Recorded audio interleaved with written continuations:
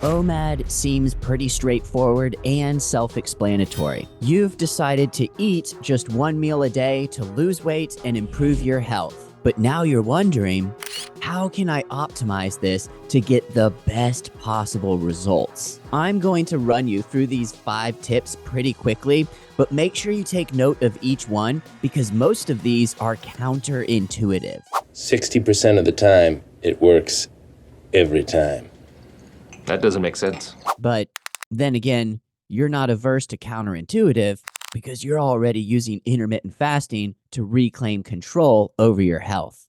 Well, Before we dive into these 5 tips, I first need to tell you how I actually stumbled upon them. Near the beginning of my 3-month journey to lose nearly 50 pounds, I decided to give the OMAD diet a try for 28 days in a row. And things started out great. I was losing weight. I was feeling good. It was a breeze. I trust you. I'm flying! Until one day during week 2, things weren't so great anymore.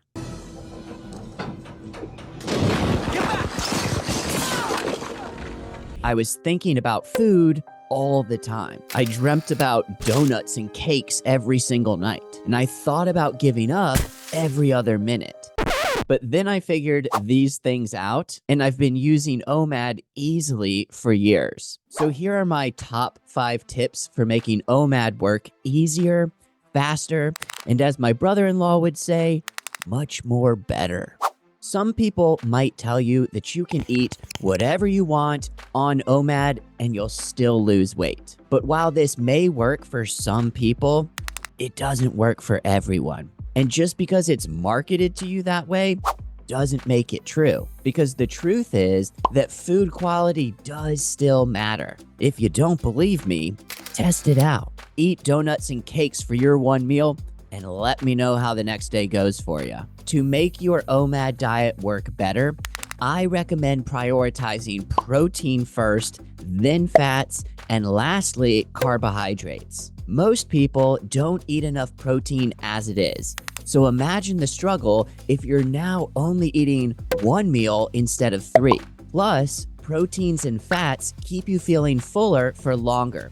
So prioritizing these will help you make it through your next 23-hour fast. Limiting your consumption of ultra-processed foods and especially processed carbohydrates and added sugars will also ensure you don't have any massive spikes in insulin, which lead to drops in blood sugar, which make you incredibly hungry. Think about any time you've eaten cereal for breakfast. Every time I eat Fruity Pebbles in the morning, I'm starving by 10 a.m. But that never happens when I eat eggs, because eggs are just fat and protein. So focus on unprocessed foods, prioritize protein and fats.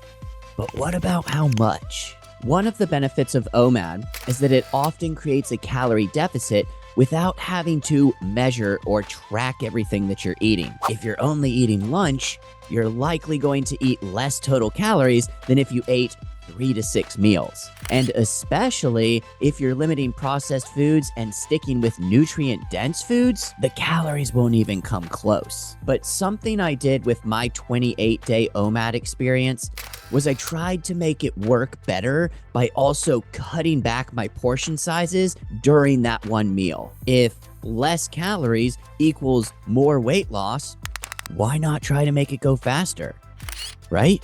The only problem is you aren't eating again for 23 hours. So you're going to be really hungry if you're following the OMAD diet and intentionally restricting calories even further. What you want to do instead is eat until you're full. You don't need to intentionally overeat because you have stored body fat to use for fuel when you burn through the calories that you've just eaten. But you also don't need to make this even harder on yourself by eating a tiny little meal. If you're worried that you might be overeating, your best option is to slow down how quickly you eat your one meal and allow yourself time to recognize when you're full and should stop eating. But if you're struggling with constant hunger, and it's not because you're under eating, and it's not because you're eating a bunch of processed junk food, you might want to take a closer look at your water intake. A lot of us think we're hungry when we're actually just mildly dehydrated. And with multiple OMAD fasts in a row, you're actually going to want to drink a little extra water, both to quench hunger, but also to aid with the natural detoxification process that's happening in your body as a result of fasting. Now, people will argue over how much water is the right amount. I drink water throughout the day to keep my pee clear and not yellow. It's scientific and precise. I know. I've also used coffee and green tea during my fasting times, as these can sometimes help to manage hunger. Another really good option that I personally did not use during my 28-day experiment, but probably should have, is to have an off day.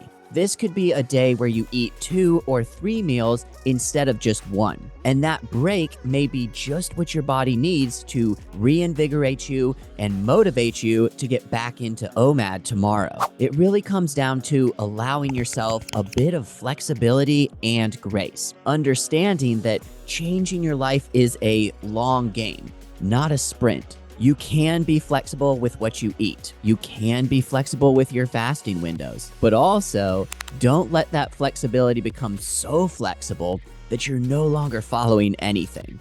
And get right back into OMAD after your day off. I saved this tip for last because it might be the hardest in my opinion. There's a good amount of research showing that most people burn more calories earlier in the day versus later in the day, which means you could eat the same exact meal for breakfast and for dinner, but more calories from your dinner might be stored as body fat. That sucks. If you want to optimize your weight loss while following an OMAD diet, you might want to try testing out your one meal earlier in the day. The reason I think this is the toughest tip to do, though, is because most people tend to have dinner with family or friends, not lunch or breakfast. And it's much easier to fast through breakfast and lunch typically during the week when your mind is already occupied with work. So if this doesn't fit your lifestyle goals, you don't need to do it. Just focus on the first 4 tips that I outlined for you. Because the truth is, I never did this myself. I ate dinner as my one meal for 28 days straight, and I still lost about 20 pounds in those 28 days. But regardless of whether you try an earlier meal or not, I would recommend not eating your meal within 2 hours of your bedtime, as that could negatively impact your sleep, and that will make weight loss much more difficult.